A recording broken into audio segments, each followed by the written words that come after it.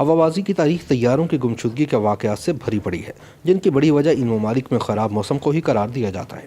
لیکن بہت کم لوگ ہی یہ جانتے ہوں گے کہ آج سے 40 برس پہلے پاکستان کی قومی ایئر لائن PIA کا طیارہ بھی اپنے ہی ملک کی فضائی حدود میں گم ہو چکا ہے، جس کا آج تک کوئی سراغ نہیں لگایا جا سکا۔ 25 اگست سن 1979 پاکستان میں ہوابازی کا انتہائی افسوسناک دن تھا، جب PIA کا ایک فوکر طیارہ 54 مسافروں سمیت برف کی وادیوں میں کہیں کھو گیا اور آج تک اس کا کچھ پتہ نہیں چل سکا۔ اس حادثے کی تحقیقاتی رپورٹس آج بھی وزارت دفاع کی فائلوں میں دفن ہیں۔ 25 اگست سن 1979 کی ایک روشن صبح PIA کی پرواز 404 نے کیپٹن زبیر اور فرسٹ آفیسر بلگرامی سمیت 54 مسافروں کے ساتھ فلک بوس پہاڑوں کے درمیان گلگت ایئرپورٹ سے اڑان بھری اور کچھ دیر بعد ہی طیارے کا رابطہ ٹوٹ گیا۔ وزارت دفاع کی الماریوں میں بند فائلوں سے باہر آنے والی کچھ معلومات کے مطابق پرواز کے 10 منٹ بعد 2 مغربی باشندوں نے طیارے کو نانگا پربت سے دیکھا۔ آزاد کشمیر کے کیل سیکٹر میں تعینات پاک فوج کی 32ویں بریگیڈ کے کیپٹن طارق نے طیارہ مقبوضہ کشمیر کی جانب جانے کی اطلاع دی۔ ذرائع کے مطابق اس واقعے سے ایک ہفتہ پہلے کشمیر کے سلگتے محاذ پر ایک اہم واقعہ پیش آیا تھا،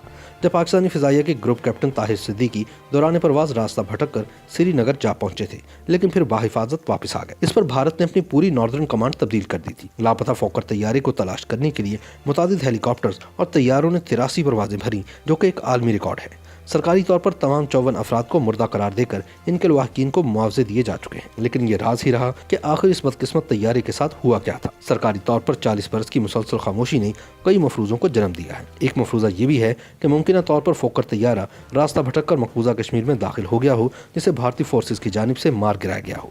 تاہم جو بھی ہوا، طیارے میں سوار بدقسمت مسافروں کے لواحقین کو آج تک یہ جواب نہیں مل پایا کہ بدقسمت فوکر طیارے کے مسافروں پر آخر کیا گزری تھی اور ان کا کیا انجام ہوا تھا۔ YouTube پر گوگلی نیوز دیکھنے کے لیے youtube.com کی سرچ بار میں گوگلی نیوز TV ٹائپ کریں۔ گوگلی نیوز کے پیج پر سرخ رنگ کے سبسکرپشن والے بٹن پر کلک کرنا نہ بھولیے۔ YouTube پیج پر اپلوڈ ہونے والی ویڈیوز سے باخبر رہنے کے لیے بیل آئیکن پر کلک کیجیے۔ آپ کو ہر نئی ویڈیو کے بارے میں نوٹیفیکیشن موصول ہو جائے گا۔